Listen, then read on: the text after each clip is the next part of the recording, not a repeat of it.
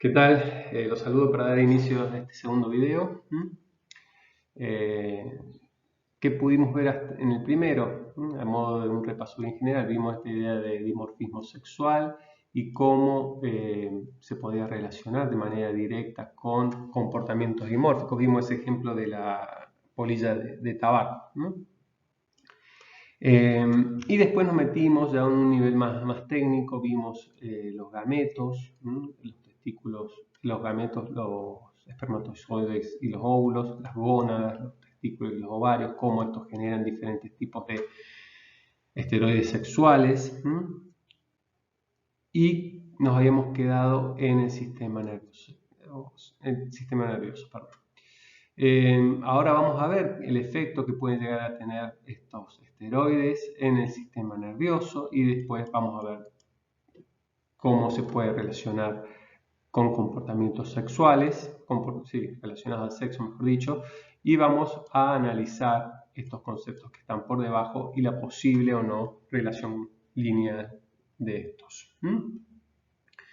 Bien, avancemos.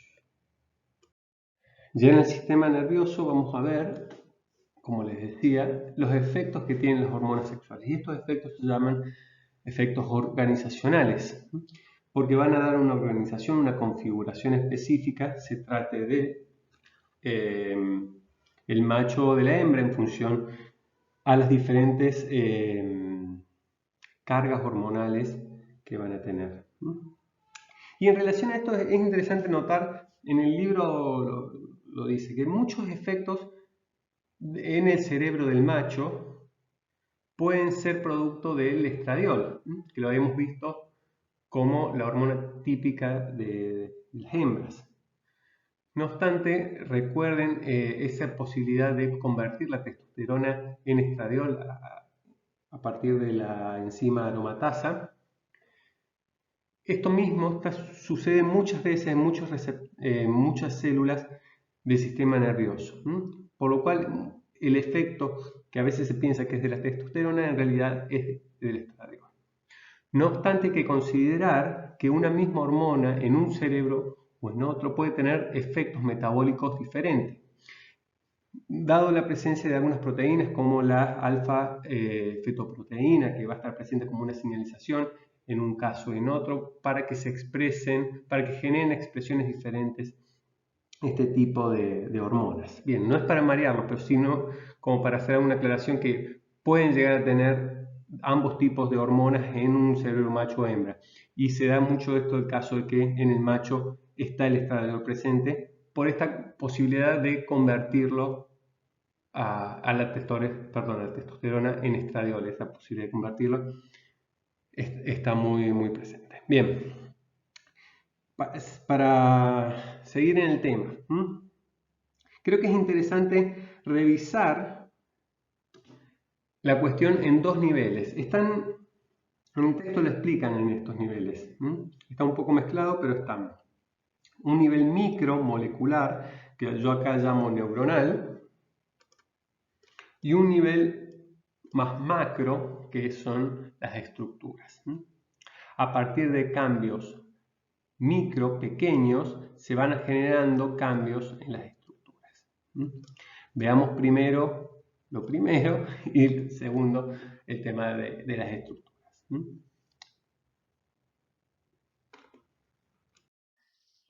Entonces comenzamos con este nivel micro. Tenemos esta imagen del libro, que creo que puede servir para alargar. Los esteroides pueden tener un efecto sobre la permeabilidad de la membrana y en este caso modular la sinapsis, la comunicación entre las neuronas. Pero por otro lado, tiene un efecto mucho más específico cuando atraviesan la membrana de la neurona y se acoplan con los receptores. Tienen unos receptores que pertenecen a una familia más grande, se llaman receptores nucleares de esteroides y tiroides. Cuando logran ese acople dentro de la neurona, se puede proceder a inhibir o promover determinada transcripción genética y generar o no determinadas proteínas, En esta otra imagen lo que tenemos es distribución de este tipo de receptores en un cerebro de una rata. En este caso son de esteroides. Y lo que vemos es en los puntitos negros, en función del marcador radiactivo que le pusieron, dónde están los receptores de estradiol. Principalmente se localizan en las áreas cercanas al hipotálamo, el área preóptica, y también algo en la amígdala.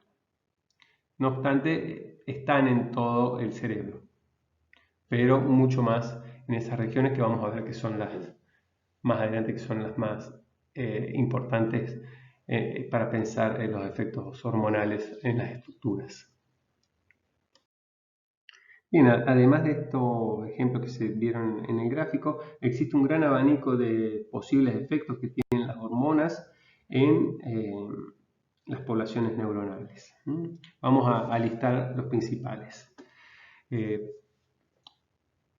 Pueden, por ejemplo, generar más adaptabilidad, más supervivencia a poblaciones neuronales, o bien generar muerte de poblaciones neuronales por apoptosis. Esto a la larga va a generar que haya estructuras más típicas en un caso o en el otro, como cuando vayamos al nivel estructural. Va a ser un proceso de supervivencia selectiva y muerte selectiva en función de la presencia de los diferentes tipos de hormonas y receptores. Por otro lado, la presencia de las hormonas, principalmente el estradiol, también la testosterona, pero principalmente esto se ve cuando está presente el estradiol, hay cambios en el tamaño de las neuronas y crecimiento de las prolongaciones. Se hacen más grandes los núcleos de las neuronas, y las prolongaciones que tienen aumentan también sus dimensiones. Relacionado al punto anterior y también con el estradiol principalmente, la presencia de esta hormona puede regular la cantidad de contactos sinápticos, esto es, aumentar las espinas dendríticas que tiene esa neurona, y así generar procesos de plasticidad, que como vamos a ver más adelante, en algunos casos, principalmente en la hembra, están mucho más presentes. Como habíamos visto en el punto anterior, se puede modular la sinapsis por cambios en las conductancias de las neuronas. Esto también va a dar lugar a procesos de plasticidad, y un ejemplo de esto lo vamos a ver cuando veamos el efecto de los estrógenos sobre la lactancia en el hipotálamo, que es un momento muy, muy plástico que tiene el cerebro de la hembra.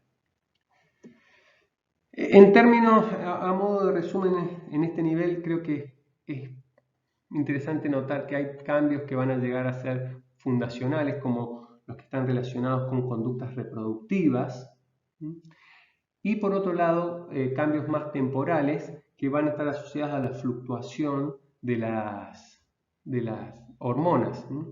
En este punto es interesante ver que las hormonas fluctúan mucho más en la mujer, dado los ciclos que se cumplen en la producción de los ovarios, mientras que en el hombre es mucho más estable la producción de la testosterona, a raíz de la producción de los espermatozoides. Bien, sigamos con un paso más amplio. Entonces avanzamos a los efectos de las hormonas sexuales a nivel estructural, y tenemos que pensar cuáles son las estructuras diana, los objetivos, a dónde apuntan los esteroides sexuales. Y se relaciona con ese gráfico que vimos recién sobre la distribución de los receptores, en ese caso de la de estradiol. Pero en general las áreas más afectadas son las cercanas a los núcleos hipotalámicos, que por lo general están asociados a controles de las funciones de las gónadas, al comportamiento sexual, a comportamientos o procesos asociados a la preñez, a la gestación y a la maternidad. No obstante, también va a haber otras áreas como la amígdala, el hipocampo, el tálamo, la sustancia negra, el cerebelo, que van a tener diferente sensibilidad a las hormonas, por lo cual pueden llegar a mostrar algunas diferencias. Más allá de esta gran variedad, donde es más conocido esta recepción de los esteroides y la actividad que tiene es en conductas relacionadas a la reproducción y a la gestación. A partir de ahora vamos a ver algunos ejemplos que son específicos en animales, particularmente creo que son todos en ratas. Vamos a dejar para el final algunas conjeturas y algunos ejemplos de trabajos en humanos, que complejizan mucho más la cuestión. Creo que para poder tener una idea cabal, primero hay que hacer, por más que suene menos atractivo, este camino por cuestiones más de anatomía comparada, fijarnos en qué sucede en los animales para después proyectar hipótesis más interesantes. A ver, en el libro tienen un ejemplo que es el núcleo espinal bulbocavernoso, que en las ratas tiene un centro dimórfico muy estudiado. Controla un músculo que se llama bulbo cavernoso, que está entre el ano y el pene o entre el ano y la vagina, y tiene diferentes funciones ese músculo. Y básicamente en el macho se activa antes de la cópula y tiene la función de darle soporte muscular a la erección peniana en la rata. Y esta función tan particular hace que tenga un núcleo muy particular en la espina que marca muchas diferencias en la fisiología en las ratas y en las ratas macho y en las ratas hembras, ¿no? Bien, es un ejemplo que tienen de estas estructuras.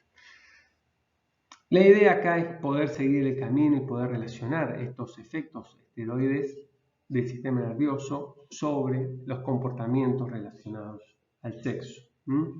Hay una relación, por ahora sigue siendo lineal esta relación, de los que venimos siguiendo en los diferentes pasitos, caminitos que vamos dando. En este caso, las hormonas sexuales ejercen un efecto en el sistema nervioso a nivel molecular y estructural que se va a poder observar en diferentes comportamientos que están asociados al sexo.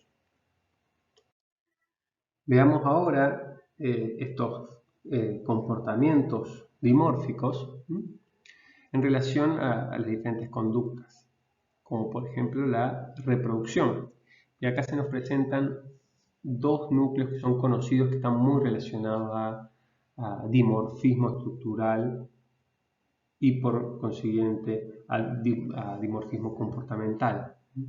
Uno es el núcleo paraventricular anterolateral, son núcleos de vuelta del hipotálamo, en particular este está en la región pegada al al tercer ventrículo, en la región anterior y ventral, mirando la panza de los núcleos hipotalámicos, que está relacionado al control de la ovulación.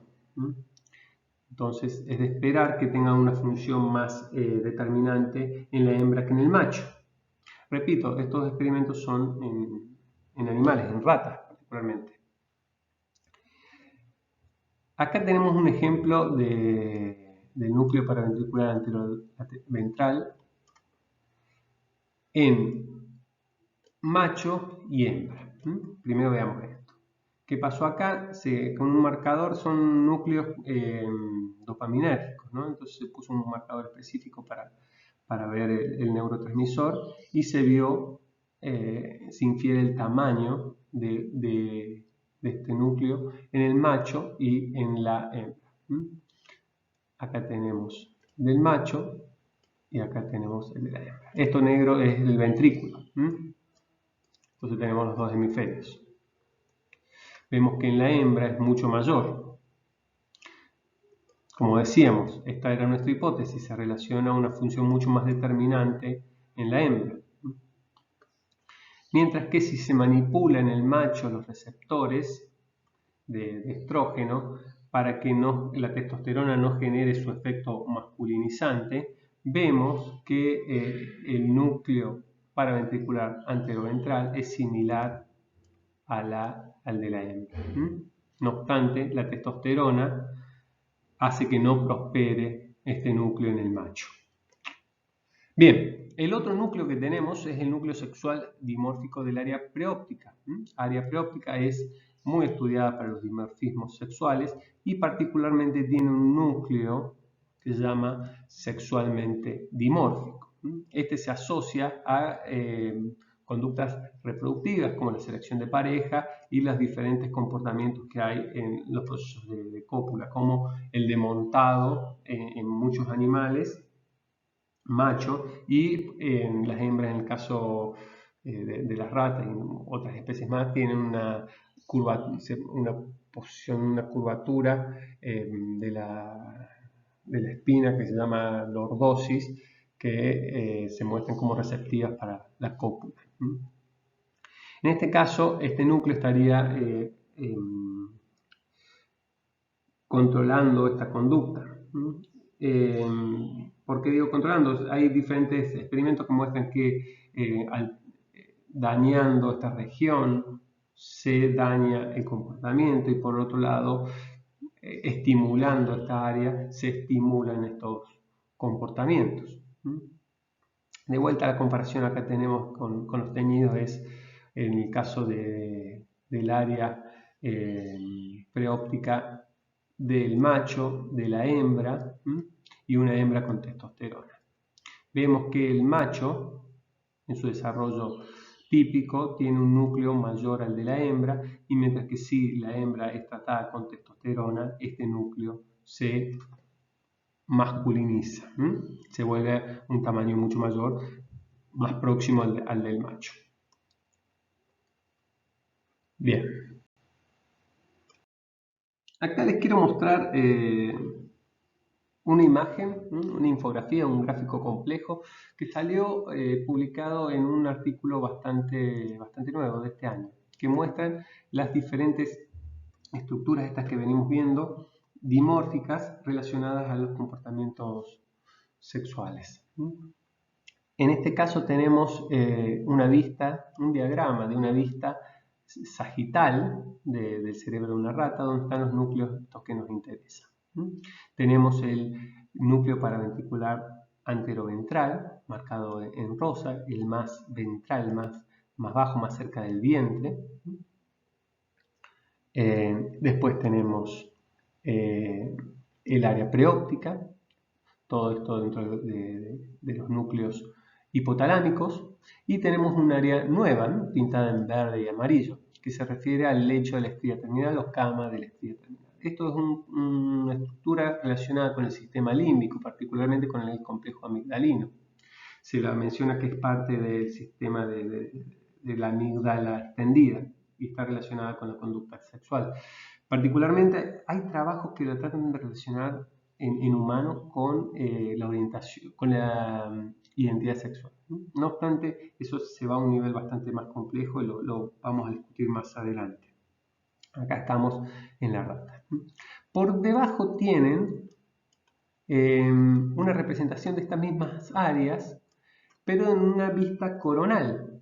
Acá tenemos los dos hemisferios, el izquierdo y el derecho en cada caso, y siempre el izquierdo va a hacer referencia a la representación de esa estructura para la hembra y en la derecha para el macho. Bien. Con respecto al núcleo paraventricular anteroventral, vemos que en general el de la hembra tiene un volumen y más neuronas que el del macho. Asimismo, tiene más receptores para los diferentes neurotransmisores involucrados.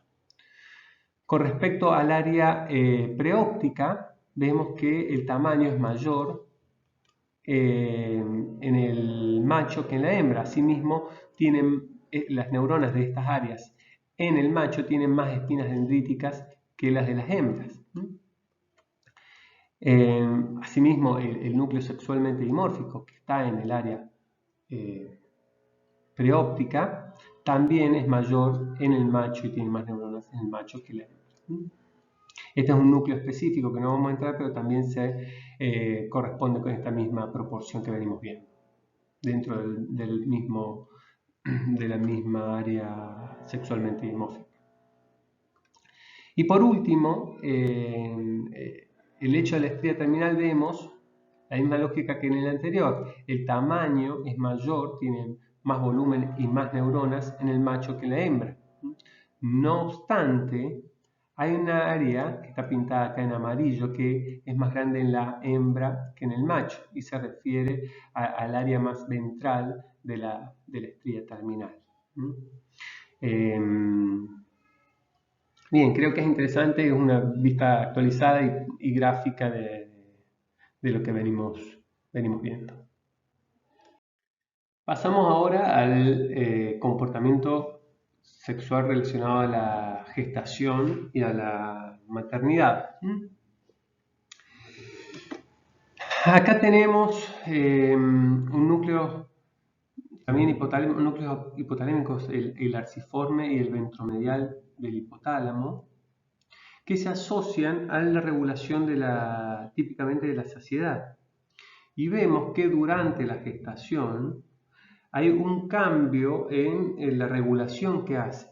Una hormona, una molécula que se encarga de señalizar el estado de saciedad, deja de producir efectos. Se le saca la sensibilidad, por lo cual la persona, la futura madre, come más de lo que comía antes. No llega a sentirse saciada con la misma cantidad de comida. Es conocido esto que la madre come por dos, bueno, no por dos, pero come más, justamente porque hay un área que en este periodo se vuelve comportamentalmente dimórfica en función de los estrógenos, que hace que coma más, ¿no? Bien, y otro núcleo está relacionado con la lactancia. Es el núcleo paraventricular y el núcleo supraóptico del hipotálamo. Estos dos núcleos se asocian a la lactancia y son muy sensibles a los picos hormonales que se producen en el momento del parto. Pero no solamente en los picos endógenos de hormonas, sino también a la señalización sensitiva que puede recibir la madre en función del estiramiento, por ejemplo, de la vagina o de la succión de los pezones que hace la recién nacida estimulando la mama. Hay de acá conocimiento práctico, creo que sobra y abunda de cómo se genera una retroalimentación en la producción de leche en función de cómo es la demanda, como si se genera siempre de un pecho o de otro pecho, que una madre tiene que ir regulando bastante cuidadosamente. Seguramente si hay madres escuchando esto, lo saben. Bueno, tiene que ver con este tipo de control que se puede llegar a dando a partir de la retroalimentación que hace la cría. Más allá de estos dos fenómenos puntuales que acabamos de ver, todo el periodo de gestación y maternidad es un periodo totalmente impresionantemente plástico que atraviesa la mujer. Es tomado como referencia muchas veces para representar la potencial plasticidad que tiene nuestro sistema nervioso. En función de una oleada hormonal X, se producen cambios que son impensados. Hay muchas hipótesis de cambios cognitivos que llevan estas modificaciones. Por ejemplo, que las mujeres en este proceso tienen más memoria, o también que se fortalezca, que disponen condiciones para que se fortalezcan vínculos interpersonales, en este caso con la cría. Es impresionante. Acá les voy a mostrar un gráfico también complejo de un artículo de divulgación serio hecho por investigadores que se dedican a estudiar los efectos de la gestación y la maternidad en el sistema nervioso central. Y básicamente lo que muestra es cómo son los efectos del estrógeno y la progesterona, que va a estar producido por los ovarios, como hemos visto, también por las placenta en este caso, sobre el sistema nervioso. El hipotálamo y la hipófisis van a secretar oxitocina, que son las encargadas de producir las contracciones en el parto. La prolactina también, que va a estimular las glándulas mamarias, y las endorfinas, que van a ayudar a que se suba el umbral de dolor para que la persona pueda parir. Y también esto lleva a diferentes tipos de efectos en el sistema nervioso. Por ejemplo, el estrógeno y la progesterona van a agrandar el cuerpo de las neuronas en las áreas preópticas mediales. También estamos hablando de los núcleos hipotalámicos, y estos están relacionados con las conductas de cuidado básicas que puede tener la madre con la cría. Y también se ramifican las conexiones neuronales dentro del hipotálamo. Y esto sí se relaciona con lo que decía, que muchas personas hipotetizan que la persona embarazada, la mujer embarazada, tiene más capacidades de memoria y aprendizaje que en otro momento de su vida, o las maximiza. Y también, bueno, en diferentes áreas acá vemos las diferentes cortezas que también se asocian a este instinto, lo que se llama como instinto materno. Probablemente se produce como un cambio sistémico en todo el encéfalo, que hace más proclive la atención a otra persona. Bien, creo que eso es lo que quería transmitir. Bueno. Bien, hay veces que me vuelvo a escuchar o escucho clases de otros docentes y las noto muy lentas. Me noto muy lento a mí hablando. Quizás es un esfuerzo para no acelerarme demasiado, en mi caso. A propósito, y disculpen que recién se lo diga en este momento, yo imagino que muchas ya lo saben. En YouTube tienen una opción para reproducir el video a más velocidad, 1.5 o 2 veces más rápido de lo normal. Eso quizás puede ayudar cuando se vuelve muy lento el discurso del que habla y no lo haga tan pesado. Recién ahora se lo vengo a decir. Bueno, espero que les sirva para los repasos al menos. Volvemos al cuadro este. Bueno, ¿en qué adelantamos ahora?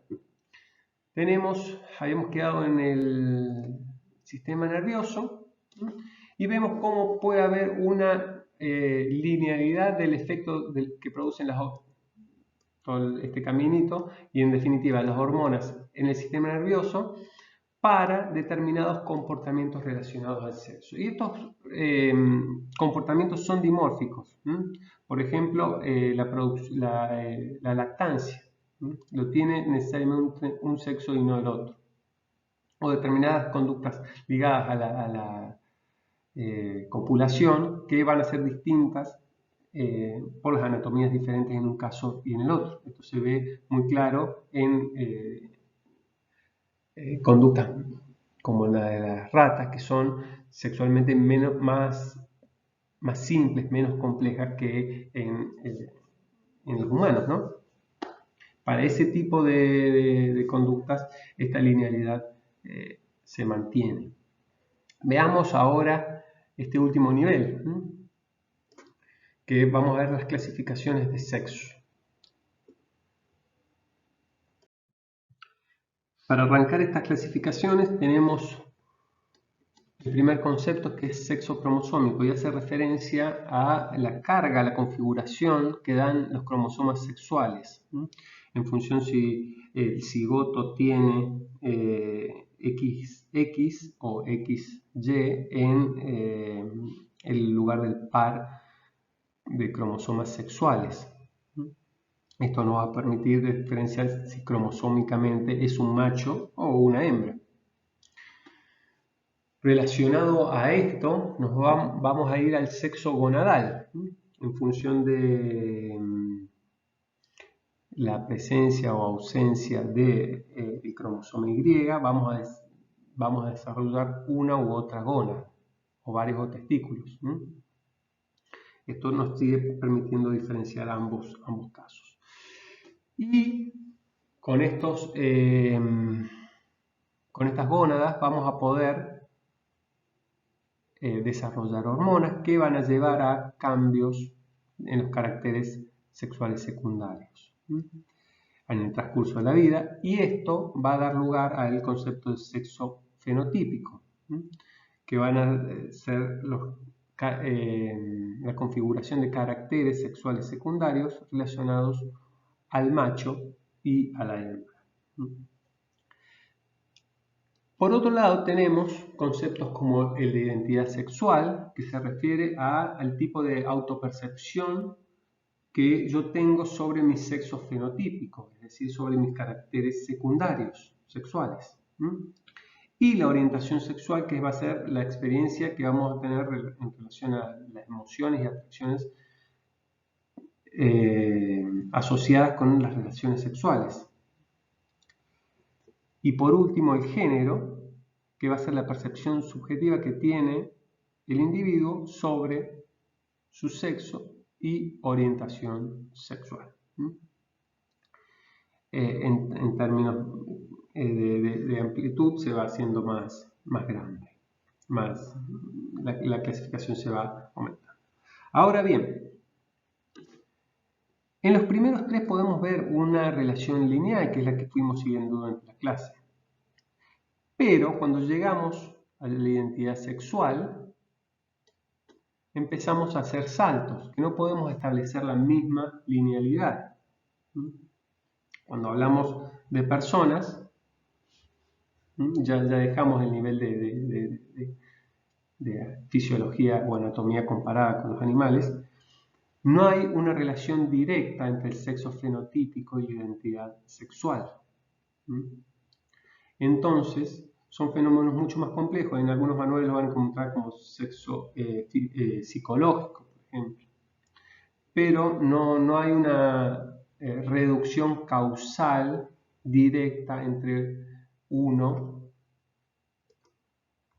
y el otro. Esto no se puede reducir a esto causalmente, cosa que antes sí se podía hacer. Por lo tanto, estos conceptos tienen cierta independencia unos con otros, y eso da a la diversidad que ahora estamos viendo dentro de las nuevas perspectivas de género.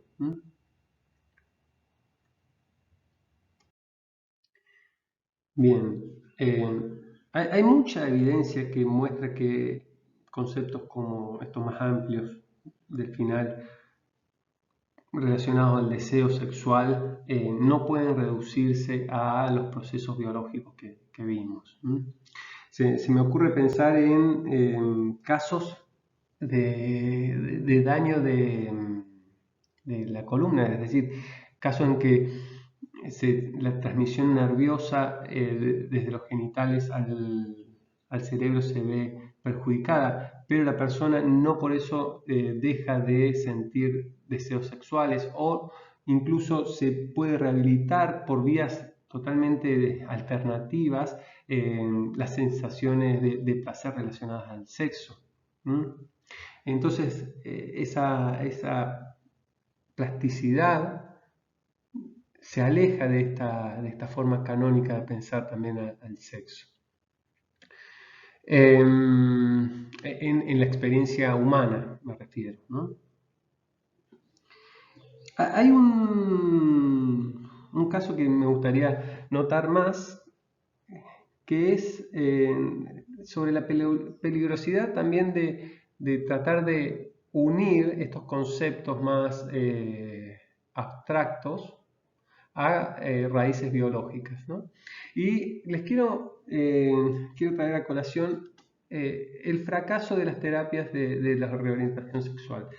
Y con esto voy a que, en nombre de este tipo de fundamentación, de que son desviaciones sexuales dentro de una norma biológica, se han fundamentado numerosas tratamientos e investigaciones totalmente antiéticos sobre las personas, ¿no? Que van desde el suministro de determinadas hormonas hasta conductas